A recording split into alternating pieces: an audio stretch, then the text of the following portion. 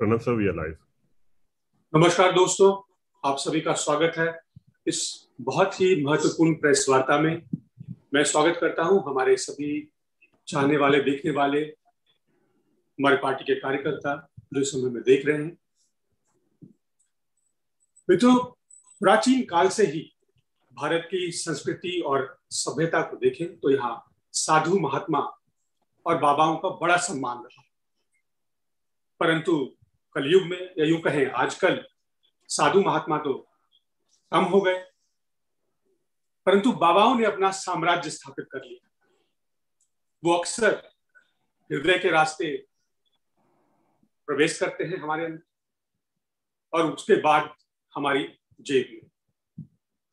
और कुछ महारथियों ने तो जेब से आगे सरकारी खजाने तक को निशाने पर ले लिया। हमारे साथ हैं हमारे राष्ट्रीय प्रवक्ता मित्र आदरणीय पवन खेड़ा जी, उनका स्वागत करता हूं। वो हमें बताएंगे कि क्या क्रमशः की योग जो हम और आप नित्य करते हैं, किंतु कुछ प्रतिभावान व्यक्ति जो है योग से सहयोग करके, योग से सरकारी सहयोग करके, और उसके बाद मुद्रा योग की चरम अवस्था को प्राप्त कर लेते हैं। मैं स्वागत करता हूं आदरणीय पवन खेड़ा जी का। पवन जी, ओवर टू यू। धन्यवाद प्रणव भाई, आप सबका स्वागत है। मोदी सरकार का क्रोनी कैपिटलिस्ट, अब मुझे क्रोनी कैपिटलिस्ट का हिंदी अनुवाद अगर आप में से कोई महानुभाव किसी दिन बता दे तो बड़ी कृपा होगी, क्योंकि ये शब्द इस सरकार पे चिपक गया है। तो इस शब्द का हिंदी अनुवाद अगर अभी तक नहीं भी बना हो तो मेरा आप सबसे निवेदन है, क्योंकि आपकी हिंदी मुझसे कहीं बेहतर है, कि इसका अनुवाद जरूर एक दिन मेरे लिए और इस देश के लिए कर दीजिएगा। तो मोदी सरकार का क्रोनी कैपिटलिस्ट से एक ऐसा रिश्ता है जो शायद दिलो दिमाग की गहराइयों से कहीं कहीं आगे। इस अंतरंगता को नापना हमारे लिए, आपके लिए, हम सब के लिए असंभव है। बड़े बुजुर्ग कहते थे कि भावनात्मक रिश्ते इंसान को अंधा बना देते, फिर वो सही गलत, अच्छा बुरा, भला बुरा कुछ नहीं देख पाते। कुछ कुछ यही इस सरकार की दास्तान। इतना भावनात्मक रिश्ता है कुछ क्रोनी कैपिटलिस्ट से कि वो देश का क्या नुकसान हो रहा है, देश का कितना भारी नुकसान हो रहा है, मोदी जी वो देख नहीं पाते, उनके लिए असंभव हो जाता है। मैं इनको क्रोनी कैपिटलिस्ट ही कहूंगा, ना मैं इनको व्यवसायी कहूंगा, ना मैं इनको उद्योगपति कहूंगा, क्योंकि लाखों करोड़ों उद्योगपति और व्यवसायी इस देश के मेहनत करते हुए इस देश की अर्थव्यवस्था को मजबूती देते हैं। मैं उनका अपमान तो नहीं करूंगा, कम से कम इस व्यक्ति को उद्योगपति कह के या व्यवसायी कह। तो आप जरूर बताइएगा कि इनको क्या कहा जाए। यह व्यक्ति हमारी आपकी गाढ़ी कमाई का दुरुपयोग करते हैं। इस तरह के व्यक्ति प्रधानमंत्री करने देते हैं, इनको प्राश्रय देते हैं, इनको बोलते हैं कि आइए ले जाइए, और उसके बदले में भारतीय जनता पार्टी और प्रधानमंत्री का प्रचार प्रसार का वहन का खर्च यही लोग करते हैं, इसी तरह के लोग करते हैं। कहानी रुचि सोया की। 2017 में रुचि सोया ने, एक कंपनी है जिसने दिवालियापन की अर्जी NCLT, national company law tribunal को के सामने रखी। उसी साल सितंबर में एनसीएलटी ने वह अर्जी स्वीकार कर ली। इस कंपनी ने 12,146 करोड़ रुपए का ऋण अलग अलग बैंकों से लिया था, जिसमें पंजाब नेशनल बैंक था, एसबीआई था। एसबीआई तो सबसे ज्यादा 1816 करोड़ का एक्सपोजर था उसका, और भी कई बैंक थे। जब सेटलमेंट की बात आई तो सेटलमेंट के नाम पर स्टेट बैंक ऑफ इंडिया, जो कि इस देश का बहुत सबसे महत्वपूर्ण बैंक कहा जा सकता है, सेटलमेंट के नाम पर स्टेट बैंक ऑफ इंडिया सिर्फ 883 करोड़ ले पाया, सेटल कर पाया। 1816 करोड़ की स्थान पर 1816 करोड़ रुपए में से सिर्फ 883 करोड़ उसको वापस मिले, यानी कि 43%, 43%। दिवालिया घोषित होने के बाद एक स्टेज आई जहां बिडर्स आए, बोली लगी, 2 बिडर्स आए। जाहिर सी बात है कि एक तो पतंजलि और एक विल्मर अडानी। अंत में क्या हुआ कि पतंजलि ने 4,350 करोड़ में रुचि सोया को एक्वायर कर लिया, खरीद लिया। कहानी में ट्विस्ट यहां से आता है। रुचि सोया को खरीदने के लिए पतंजलि ने 3,250 करोड़ का ऋण लिया, एसबीआई से भी लिया और बाकी बैंकों से भी लिया। तो आप देखिए कि एक कंपनी जिसने इन तमाम बैंकों का पैसा लेकर डूब गई, उस कंपनी को बेचने की जब स्थिति आई तो उसका खरीदार ने भी इन्हीं बैंकों से उसी डूबी हुई कंपनी को खरीदने के लिए ऋण लिया 3,250 करोड़, जिसमें से 1,200 करोड़ तो सिर्फ अकेले एसबीआई ने दिए। अचंभित करने वाली बात है, यही एसबीआई 1816 में से सिर्फ 883 करोड़ हासिल कर पाया, लगभग 1,000 करोड़ का वहां और 1,200 करोड़ का यहां, तो लगभग 2,100-2,200 करोड़ एक रुचि सोया को डूबने और फिर से किसी को खरीदवाने के लिए लगा। एसबीआई का लगा, मेरा और आपका पैसा है, इस देश के करदाता का पैसा है, इस देश के साधारण नागरिक का पैसा है। और ऐसे माहौल में जब अर्थव्यवस्था आपने देखी क्या स्थिति है, ऐसे माहौल में जब एनपीए के आंकड़े चौंका देते हैं, ऐसे माहौल में एसबीआई जैसा बैंक जिसकी एक साख है, इस देश की पहचान है एसबीआई 2,100-2,200 करोड़ रुपए की चपत ले लेता है पतंजलि के लिए, जिसकी इकरा रेटिंग्स न के बराबर हैं। ये कागज मैं आपको भेजूंगा, जिसका कोई ट्रैक रिकॉर्ड बैंकों में, और एसबीआई ने इनकार कर दिया था पहले पतंजलि को लोन, पहले इनकार फिर इकरार। ये कहानी बहुत लंबी है, इसमें कोई तीसरा एंगल है, इसमें कोई तीसरा हस्तक्षेप है, कोई तीसरा व्यक्ति है जो कि बहुत ज्यादा मजबूत है, पावरफुल है। ये कौन सा बिजनेस मॉडल है रामदेव जी का? अब बाबा भी नहीं कह सकते, स्वामी भी नहीं कह सकते, गुरु जी भी नहीं कह सकते, हम तो रामदेव जी कहेंगे, क्योंकि उन सब लोगों का मैं अपमान तो नहीं होने दूंगा जिनको हम बाबा मानते हैं, गुरु मानते हैं, स्वामी मानते हैं। ये कौन सा बिजनेस मॉडल है रामदेव जी का कि 5 महीने में रुचि सोया का शेयर 17 रुपए से बढ़कर 1535 हो जाता? बना दीजिए ना वित्त मंत्री ने। वित्त मंत्री तो कुछ कर नहीं पा रही, इन्हीं को बना दीजिए, शायद कुछ हो जाए। इनको बना दीजिए वित्त मंत्री और एमओएस बना दीजिए जय शाह को, शायद अर्थव्यवस्था सुधर जाए देश की। 5 महीने में 17 रुपए से रुचि सोया का शेयर बढ़कर 1535 हो जाता है। वाह। 2019 में जिस कंपनी की वैल्यूएशन 4,350 करोड़ रुपए थी, आज उस कंपनी की वैल्यूएशन 35,360 करोड़ रुपए हो गई। अब बताइए हमारी मांग गलत है क्या कि रामदेव जी को वित्त मंत्री बनाइए और जय शाह को उनका असिस्टेंट बना दीजिए, एमओएस ट्रेनिंग भी हो जाएगी। ये सब 19 के बाद का मैं आंकड़ा आपको दे रहा हूं। जैसा कि मैंने आपको कहा, एसबीआई ने पहले इनकार किया और फिर वित्त मंत्री ने कहीं एक घोषणा की कि बैंकों को ऐसे ग्रुप्स जो कि धार्मिक लोगों के द्वारा चलाए जा रहे हैं, उनको ऋण देने में हिचकिचाना नहीं चाहिए। बस इशारा काफी था, एसबीआई ने ऋण दे दिया। ये रिश्ता जो प्रधानमंत्री का, इसमें प्रधानमंत्री तो उनका नाम तो लिया ही जाएगा। रामदेव जी की घनिष्ठता प्रधानमंत्री से जो है ना वो वित्त मंत्री से छिपी है, ना एसबीआई वालों से छिपी है, ना हमसे छिपी है, ना आपसे छिपी। हम बिना बात के हर्षवर्धन जी को और निर्मला सीतारमण जी को क्यों अपशब्द करें? तो कठपुतलियां हैं, धागे तो किसी और के हाथ में है। तो जिसके हाथ में धागा है उसका नाम तो लेना पड़ेगा।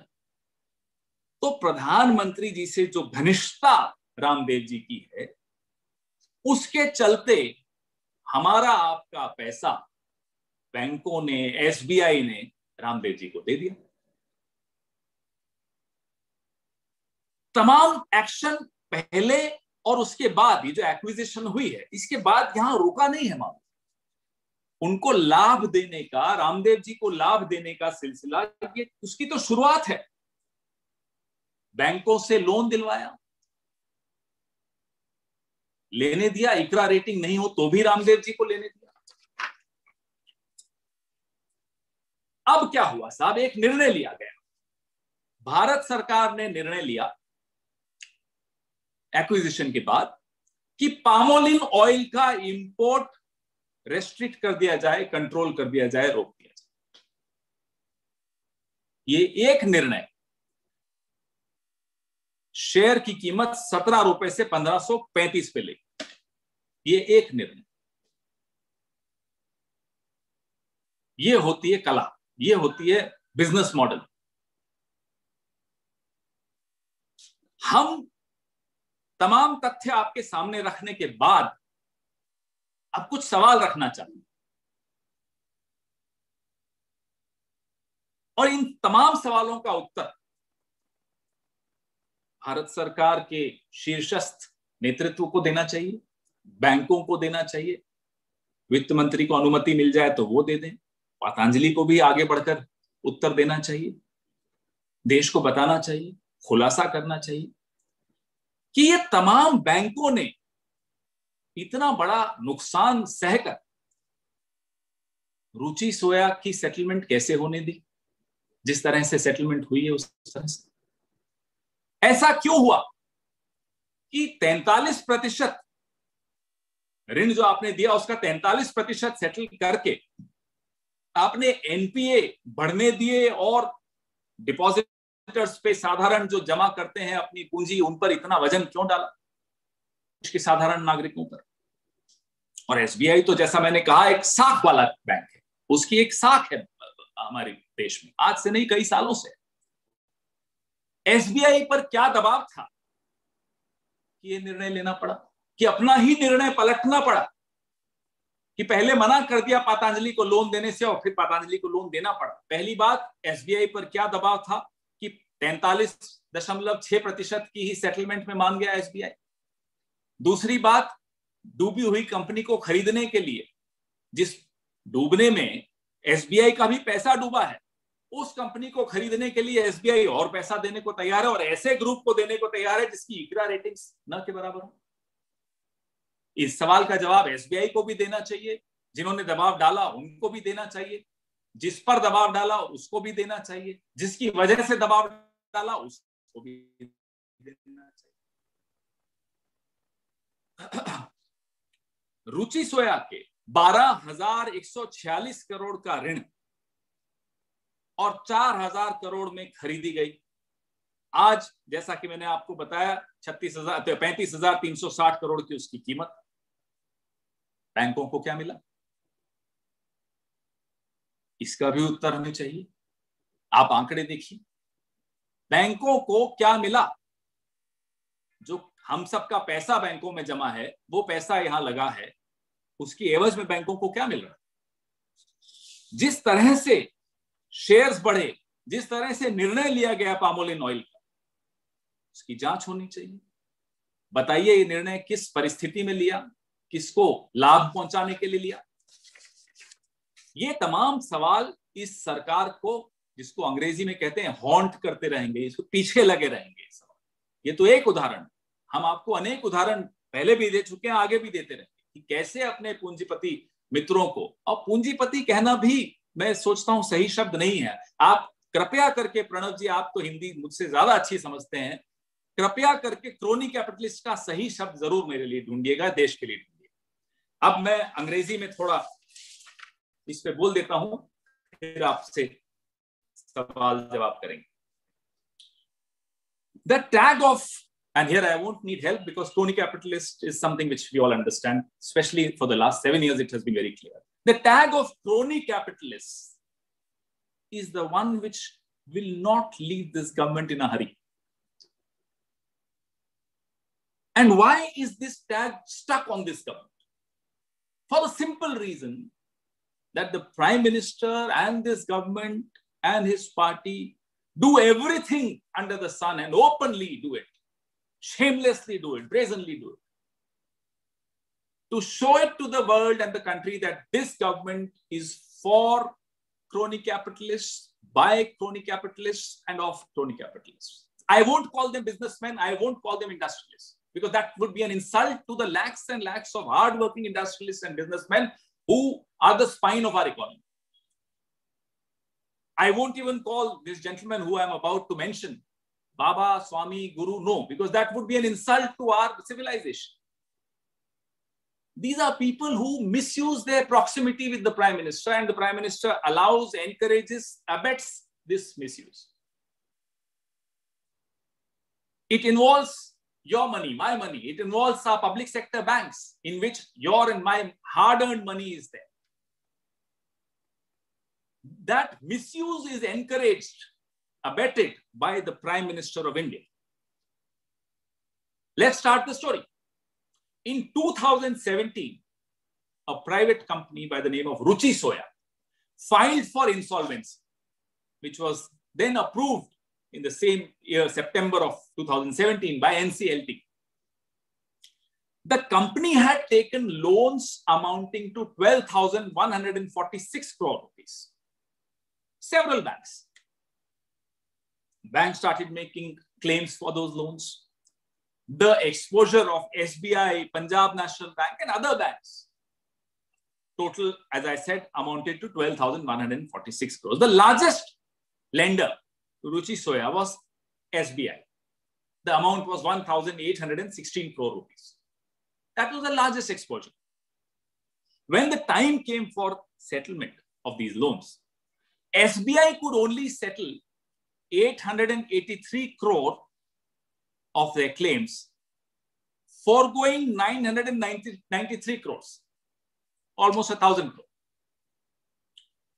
So, by settling 883 crores out of 1,816 crore, the bank settled 43.6% of the total loan given to Ruchi Soya.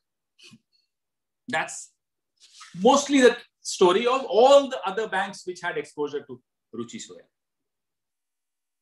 So after Ruchi Soya went in for insolvency, there were two bidders in the market who were willing to bid for Ruchi Soya. Obviously, the two were Patanjali and Adani Wilmar. So after the process of bidding ended, Patanjali took Ruchi Soya for 4,350 crore rupees. To fund this, now this is a twist in the tape. To fund this takeover by Patanjali of Ruchi Soya, Patanjali took loans of 3,250 crores. How much did Patanjali buy Ruchi Soya for? 4,350 crores. To buy this, Patanjali took loans from the banks worth 3,250 crores. The bulk of this 3,250 crore was taken from SBI. Now that's the twist in the tape. A public sector bank, which has credibility, which is more or less India's identity, our economy's identity. It's the backbone of our banking sector. Why is it that first the SBI foregoes 993 crore rupees, then the SBI lends more money to Patanjali, which has, in terms of ICRA ratings, very, very minimal ICRA ratings. Yet SBI gives them a loan of 1,200 crore rupees. So 2,100 2,200 crores, less than 2,200 crores, is the burden on SBI, is the burden on you and me. Why? What is significant here to note is that first SBI writes off under this atmosphere where NPAs are making news, where we have been talking, the country has been talking about, lamenting about NPAs. SBI takes a hit, not one hit, but two hits. We'll all are, obviously you and I will start wondering what is happening. What is the pressure on SBI to fund Patanjali's investment in Ruchi Soya? Which banking principle allows a bank that had to write off loans to a particular company to again fund the buying of the same company by issuing more loans? What is that banking? Under whose advice, whose insistence, whose direction, whose threat, whose arm twisting was this done? Because initially, SBI was not keen on funding Patanjali for this takeover. What happened then? Yes, of course, there was a random remark by the Honorable Finance Minister that banks should support groups which are headed by spiritual leaders. It would be unfair on my part to just blame the Finance Minister. Because we all know that this is a cabinet of puppets. This is a government of puppets. There is one man who controls everything. Actually, there are two, but in this case, there's one man who controls everything. Mr. Modi. So let's question him. Look at the business model of Ramdev ji. As I said, I won't call him Swamiji, Guruji or Babaji because I revere the Swamis, the Gurus and the Sadhus of my country, my civilization. So Ramdev ji's business model is fascinating. Within 5 months of acquiring Ruchi Soya, the valuation of the shares went up by 8,929% from 17 rupees to 1,535 rupees. Within 5 months. A company whose valuation in 2019 was 4,350 rupees, crore rupees, is now worth 35,360 crores. Now tell me, if we hypothetically were to demand, let's change the finance minister. She hasn't been able to do much. Of course, she has succeeded in sinking our economy. Let's try and do something in the remaining 3 years of this government. Let's make this gentleman, Ramdev ji, as our finance minister. Union Finance Minister Ramdev. Sounds good to the ears. And we can have Jai Shah as his MOS. Look at the exponential rise. Maybe they'll be able to do something for our economy. Is this an unfair demand to make, I ask you? After all, miracles happen. Maybe they can come and do some miracle to our economy, the way they've done it to their own economy. So, if this is what could be achieved by Ramdev ji, that banks surrender, everybody surrenders, shares go up, valuation goes up, obviously there will be some questions because one important thing that the government did, it didn't stop here. It helped Ramdev ji. And then once the takeover happened, the government announced restriction of import of palm oil. Now that one decision, and the shares went rocketing high. That one decision helped Ramdev ji and Ruchi Soya the way no other company has been helped by no other government. Look at the way crony capitalists flourish under this government. Look at the way wherever, in whichever economy, crony capitalism flourishes, the economy nosedives. And that's what is happening right there in front of our eyes. So there will be some questions that we'll ask. based on the facts that I just read out. Why did banks, and that too public sector banks, and that too a bank like SBI, for instance, why did they settle at 43.6% of the total loans they had given to Ruchi Soya? With the already worsening NPA scenario, did this not put additional burden, additional pressure on our banks and on each one of us? Because it's our money. What forced a bank like SBI, or who forced a bank like SBI to undo their own decision to fund Patanjali to take over Ruchi Soya? What was the pressure? Patanjali has a very, very low credit rating given by ICRA. Despite this, why did banks let Patanjali be the acquirer of Ruchi Soya, fund Patanjali, and put themselves at a heightened risk and exposure? Again, twice for the same company. Why? These are questions that need to be answered. SBI had, as I said, initially denied. What happened then that SBI had to then go back on its decision? Ruchi Soya has debts amounting to over 12,000 crore rupees, yet it was bought for a mere 4,000 crore rupees. Today it's valued at 36,360 crores. What did the banks get out of this entire deal of Ruchi Soya? This is an important question.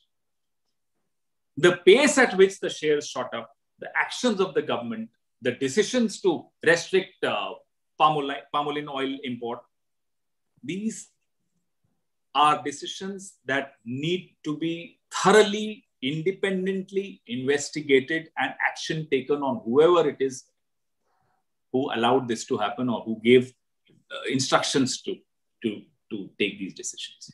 Your questions, please. Let's try and restrict our questions to this issue first. धन्यवाद पवन भाई. मेरे ख्याल से जितने विस्तृत और गूढ़ तरीके से आपने समझाया सारी बातों को, उसके बाद लोगों को कोई शक और कोई कंफ्यूजन नहीं रहना चाहिए कि क्रोनी कैपिटलिज्म क्या होता है. बहरहाल आपके पूछने के बाद कई मित्रों ने जो है अपने सुझाव भेजे और उसमें एक जो है वो विकिपीडिया का पेज है वो सहचर पूंजीवाद दिखा रहा है. वो क्रोनी कैपिटलिज्म को सहचर पूंजीवाद, जिसको मैं सरल भाषा में कहूं तो ये कहें एक तरह से ये सगा संबंधी पूंजीवाद या नातेदारी पूंजीवाद है, कि पूंजीवादी व्यक्ति अपने नाते का इस्तेमाल करके, रिश्ते का इस्तेमाल करके और अपना मुनाफा करता है, सरकार का मुनाफा. लेकिन एक है यहाँ कि पूंजी भी इनकी अपनी नहीं थी, तो इनको मैं पूंजीवादी कहने में भी थोड़ा हिचकिचाता हूँ. ये पूंजी भी प्रणव जी और मेरी और आप सबकी, हम सब की जो खातेदार हैं इन बैंकों. हाँ, ये स्वयं पूंजीवादी बन रहे हैं सर. आपका और हमारा पैसा इस्तेमाल करके, लोगों का पैसा इस्तेमाल करके पूंजीवाद. मैं प्रश्न आमंत्रित करता हूं, अपने प्रश्न इंगित करिए.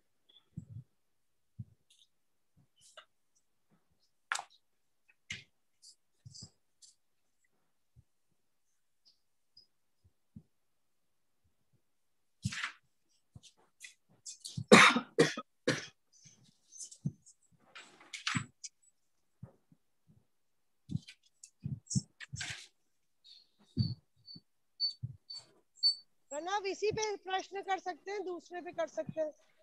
पहले इस पे ले लें, उसके बाद. अच्छा ठीक. आप पूछिए, स्वागत है आपका. पहले इस विषय पे ले लेते हैं, उसके बाद फिर अन्य विषयों पे लेंगे.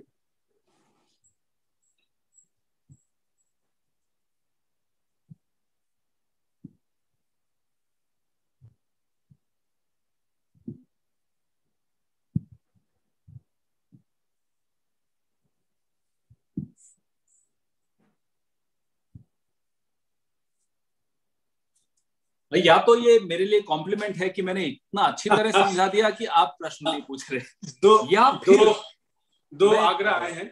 मैं एक बारी विजय लक्ष्मी है इंडिया टीवी से और सिद्धार्थ हैं. सिद्धार्थ सर, मेरा भी सवाल जो है सुओ मोटो से हटकर है, अगर आप कहें तो पूछने बात करूं. मेरा भी हटकर ही है. विजय लक्ष्मी, मेरा भी हटकर ही है, सुओ मोटो पर नहीं है. अच्छा, अच्छा, मैं तो उत्साहित हो गया देख के, दो हाथ उठा हुआ, मैंने कहा शायद सवाल आ गए। नहीं, हमें लगा हम आपको अब बता सकते हैं कि सुओ मोटो के अलावा सवाल शुरू हुए हैं या नहीं। बाबा सबसे बड़े विज्ञापन दाता है, आपको लगता है कोई पूछेगा? ये बात हम स्वयं नहीं कहना चाहते थे, ये मैं नहीं कहना चाह रहा था, किसी ने कह ही दिया। हम सब समझते हैं और दर्शक है वो भी समझते हैं। हम जो है प्रमुख विपक्षी दल के रूप में जो आम जनता के जुड़े मामले हैं, क्योंकि आम लोगों के पैसे का मामला है, लोगों तक जानकारी नहीं होती, इसलिए ये विषय जो है उठाने पड़ते हैं जिससे लोगों में जानकारी हो कि सरकार कैसा काम कर रही है और सरकार की जिम्मेवारी तय। बिल्कुल जी, शुरू कर सकते हैं। पवन भाई will go according to your wish. Whenever you want to open for other questions. I'm fine. I'm waiting for questions. I'm okay. So I'll open it for other issues. Okay, Siddharth. Sir, मेरा सवाल पंजाब कांग्रेस के अंदर जो चल रहा है उसको लेके है। आज तस्वीरें सामने आई हमारे कि नवजोत सिंह सिद्धू ने कांग्रेस की महासचिव प्रियंका गांधी से मुलाकात करी। यानी कि जो है, एक तरफ एआईसीसी के जो पैनल है, जो प्रदेश के इंचार्ज हैं, वो कह रहे हैं कि सिद्धू से वो मिलना चाहते हैं, लेकिन सिद्धू ने अपने कोई रीजन बताया, एक्सक्यूज बताया और इसका वो उनसे नहीं मिले। लेकिन प्रियंका गांधी से वो मुलाकात कर रहे हैं। पंजाब के मुख्यमंत्री 3 दिन दिल्ली में रहते हैं, लेकिन टॉप लीडरशिप उनसे नहीं मिलती है। तो ये, इससे हम क्या समझें, ये फ्रिक्शन क्यों दिखाई दे रहा है कि जो लोग अपनी बात रख के आपके सामने दिल्ली पहुंचते हैं, कैप्टन सीएम है उनसे दूरी है हाई कमांड की, और नवजोत सिंह सिद्धू से मुलाकात होती है, इसका इम्पैक्ट क्या समझे? पंजाब की स्थिति पर अभी क्या हुआ ये तो मेरे को ज्ञान नहीं है, क्योंकि मैंने प्रयास किया था, मेरी बात नहीं हो पाई प्रभारी साहब से, तो आपको वही बताएंगे, ज्यादा अच्छा रहेगा। और सोर्स बेस्ड जो सूचनाएं होती हैं उस पर ज्यादा मैं उत्तर देना पसंद नहीं करता कि कौन मिलना चाह रहा था, कौन नहीं मिलना चाह रहा था, उस पर मैं उत्तर नहीं दूंगा, क्योंकि सोर्स बेस्ड होती हैं। लेकिन तथ्यात्मक जो स्थिति है उस पर आपको प्रभावी ढंग से प्रभारी जी बताएंगे और शीघ्र बताएंगे। प्रभारी साहब ने ये ऑन रिकॉर्ड ये कहा है कि वो मिलना चाहते थे, उनको सिद्धू ने एक्यूज दिया है, और एक तरफ अपने प्रभारी से ना मिलकर सीधा टॉप लीडरशिप से मिल रहे हैं। और दूसरा मेरा आयाम आपसे पूछने का ये है कि जब पंजाब के मुख्यमंत्री 3 दिन दिल्ली में रहे, उनसे लीडरशिप की मुलाकात नहीं होती है, नवजोत सिंह सिद्धू की हो रही है, तो इसका इम्पैक्ट क्या समझे? मैंने आपको कहा सिद्धार्थ जी कि तथ्य, सत्य और स्रोतों के पर आधारित जो सवाल होते हैं वो अलग अलग होते हैं, भिन्नता होती है। तो कौन मिलना चाह रहा था और वो किससे कौन नहीं मिला, ये सब सोर्स बेस्ड होता है। तो प्रभारी जी जब इस पर आपसे मुखातिब होंगे, ये तमाम सवाल पंजाब से जो संबंधित हैं, क्योंकि उनके पास तथ्य ज्यादा होंगे, मुझसे भी ज्यादा होंगे और आपसे भी जाहिर सी बात है ज्यादा होंगे, तो वह आपसे जब मुखातिब होंगे तो आप उनसे तमाम सवाल दागिएगा अपने और वो उत्तर देंगे। जी, इस पंजाब पर के अलावा और कोई और सवाल है और विषय पर? नहीं सर, क्योंकि मेरी रुचि आज सिर्फ सोया में थी। एक सवाल इंडिया टुडे से है, साथी हमारे साथ नहीं, उन्होंने लिख के भेजा है। वो सुप्रीम कोर्ट के जो कोविड विक्टिम्स के कॉम्पनसेशन को लेकर के जो मामला सुप्रीम कोर्ट में था, उस पर सुनवाई हुई है और उस पर उनका प्रश्न है। उन्होंने पूछा है, the Supreme Court has asked centre to pay compensation to Covid victims, amount centre to decide, NDMA to decide. तो उस पर कांग्रेस पार्टी की प्रतिक्रिया उन्होंने मांगी। ऑर्डर आ जाने दीजिए, जरूर इस पे बिल्कुल प्रतिक्रिया देंगे। लेकिन जो राहुल गांधी ने, कांग्रेस पार्टी ने मांग की थी 10 लाख प्रति विक्टिम, वह मांग हमारी बुलंद आवाज में बिल्कुल है और रहेगी। वो 10 लाख अगर आप देंगे तो जो वजन, जो बर्डन पड़ेगा सरकार पर, वो 40,000 करोड़ के लगभग पड़ेगा। आपने पेट्रोल डीजल पे जो एक्साइज है, सेंट्रल एक्साइज है, उससे कितना एक साल में कमाया आपको मालूम है। तो we stand by the demand made by Rahul Gandhi and the Congress party of paying 10 lakh rupees per victim of COVID-19, the second wave, and it's not too much of an amount. It can easily be recovered from the 40,000 crore that you made just in 1 year on a central excise on petrol and diesel. So the government should show some sensitivity. We haven't yet read the order of the Honorable Supreme Court, so I would not comment on the order per se, but we repeat our demand, which Rahul ji and Congress party has made. Thank you. Prashant, I hope it is not Punjab. Prashant? No, sir. I think Pawan sir just answered the question that I wanted to ask. अब आप पंजाब में जो भी पूछेगा उसको पंजाबी में ही पूछना पड़ेगा. पंजाबी आंधी. मीनाक्षी भट्टाचार्य जी. सर मैं पूछूं. सर मैं मीनाक्षी बोल रही हूँ सनमार्ग से. सर बंगाल कांग्रेस में एक तरफ कांग्रेस के लीडरशिप परिवर्तन की बात चल रही है, दूसरी तरफ आईएसएफ के साथ जो गठबंधन हुआ था इलेक्शन के टाइम पे, उस आईएसएफ के साथ गठबंधन के बंगला कांग्रेस बिल्कुल खिलाफ थे, लेकिन उसमें से अब्दुल मन्नान साहब भी आईएसएफ के साथ कल मीटिंग किए हैं, जिसके कांग्रेस प्रेसिडेंट अधीर रंजन चौधरी जी उनको बोलते हैं कि उनको कुछ मालूम नहीं है क्यों मीटिंग हुई है और कैसे मीटिंग हुई है, क्या हुआ है. फिलहाल सेंट्रल गवर्नमेंट सेंटर से बंगला के लिए कोई इंचार्ज अभी तक आपने डेप्यूट नहीं किया है जितिन जाने के बाद. तो क्या आप लोग बंगाल को देख नहीं रहे ढंग से या उसको इनिशिएटिव नहीं ले रहे हैं? मीनाक्षी जी, आप हर प्रेस कॉन्फ्रेंस में हम पर आरोप लगाते हैं कि हम बंगाल को अच्छी तरह से नहीं देखते. हर प्रेस कॉन्फ्रेंस में आपका सवाल जरूर लेते हैं, बंगाल हमारे लिए इतना महत्वपूर्ण है. तो यह आरोप मत लगाया करिए, तो कृपा होगी आपकी. जी आरोप नहीं है. हर चुनाव की जीत हो या हार हो, जीत का भी विश्लेषण होना चाहिए और होता है. हर पार्टी करती है, हमारी भी पार्टी करती है. हार का भी विश्लेषण होना चाहिए और होता है, हर पार्टी करती है, हम भी करते हैं. जब वो विश्लेषण समाप्त हो जाएगा तो क्या क्या उसमें एक्शन पॉइंट्स हैं वो आपसे जरूर साझा किए जाएंगे. अब इसमें कौन क्या कह रहा है, किसने किसके लिए क्या कहा, मुझे नहीं लगता कि एआईसीसी के मंच से इस तरह की मैं गॉसिप में पढ़ूंगा. मैं तो नहीं पढ़ूंगा. लेकिन हाँ, बंगाल जैसा कि मैंने आपको कहा, इस देश के लिए और मेरी पार्टी के लिए बहुत महत्वपूर्ण राज्य है, इसमें किसी को कोई शक नहीं होना. क्या आईएसएफ के साथ गठबंधन आपके साथ बात करके नहीं हुई थी? जैसा कि मैंने कहा, जब विश्लेषण हो जाएगा हार के कारणों का तो जरूर आपसे साझा करेंगे. अभी मैं यहाँ बैठकर टिप्पणी करूं कि इस निर्णय से नुकसान हुआ या उस निर्णय से नुकसान हुआ, ये ठीक नहीं रहेगा. Okay, thank you sir. Thank you. मेरे ख्याल से और सवाल नहीं है. प्रेस रिलीज आपको तुरंत भेज दिया जाएगा जैसा पवन भाई ने बताया. तो मेरे ख्याल से बहुत अच्छे से आपने स्टैब्लिश किया क्रोनी कैपिटलिज्म या कहे नातेदारी पूंजीवाद या संबंधी पूंजीवाद का साफ साफ प्रमाण है कि एक कंपनी जिसका शेयर प्राइस 70 रुपए से 1535 रुपए हो जाता है सिर्फ 5 महीनों में, एक वैसी कंपनी जिसका वैल्यूएशन होता है 4,350 करोड़ और वो आज 2019 में और आज वो बढ़कर 35,360 करोड़ हो जाता है, और उसके लिए जो है पॉलिसी सरकार की खास बनाई जाती है कि वो जिस चीज में डील कर रहा है उसका आयात रोक दिया जाता है. तो ये साफ साफ दर्शाता है, दिखाता है कि सरकार किसको समर्पित. हम उम्मीद करते हैं कि आप इस मुद्दे को, जनता के जुड़े मुद्दे को उठाएंगे. आप सबका बहुत बहुत धन्यवाद. थैंक यू वेरी मच पवन भाई. Thank you.